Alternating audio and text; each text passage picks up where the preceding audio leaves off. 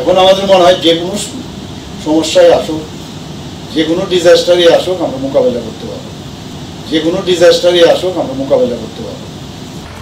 এই গাড়ির চালক আটকে দিছে কিন্তু রাত্র 2:30টার সময় ঘটনা হয়েছে, এখন বাজে প্রায় 15টা।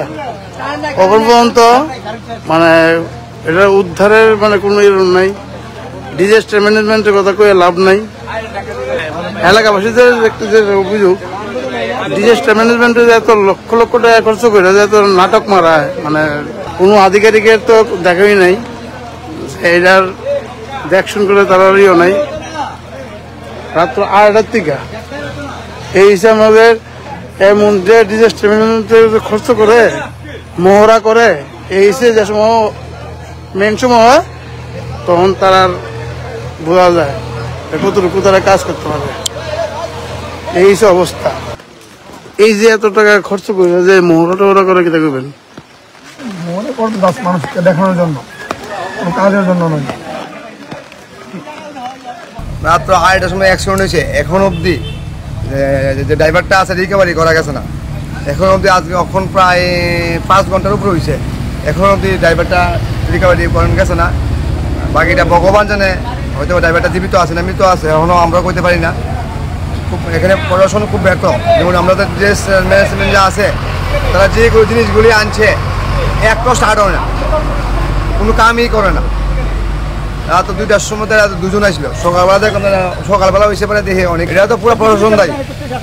প্রশাসন এখানে এটার লেগে এখন তো 5 ঘন্টা হয়েছে, কোনো পদক্ষেপ নিচ্ছে না, এখনো দিকে পারি। প্রশাসনিকের কোনো কেউ আইসেনি না, কোনো প্রশাসনের কোনো বড় অফিসার কেউ আইসে না। খবর তো হয়েছে, সবাই জানে কেউ আইসে না। সুপার মার্কেট টাউন সাইডে থেকে যদি আমরা সুবিধা না পাই তাহলে আমরা কই থাকি? আমরা কোন রাজ্যে বাস করতেছি? হ্যাঁ, গাড়ির চালকটা এই 2:30টার থেকে এসেছিল, কিন্তু আমরা কোন রাজ্যে বাস করি? খুব মর্মান্তিক ঘটনা এটা। ড্রাইভার ছিল 3-4 ঘন্টা ধরে ড্রাইভার টাট করেছে। ঘটনা হয়েছে 2:30 কোনো দিন কটা কথা কো কুচিন নাই, একটাই ক্র্যাং নাই। কেটাইছিল কিছুই বলে নাই।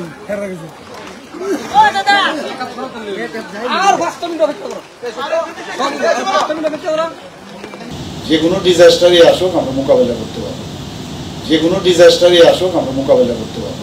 এখানে প্রশাসন খুব ব্যর্থ। যেমন আমাদের যে ম্যানেজমেন্ট যা আছে তারা যে জিনিসগুলি আনছে একটাও স্টার্ট হয় না।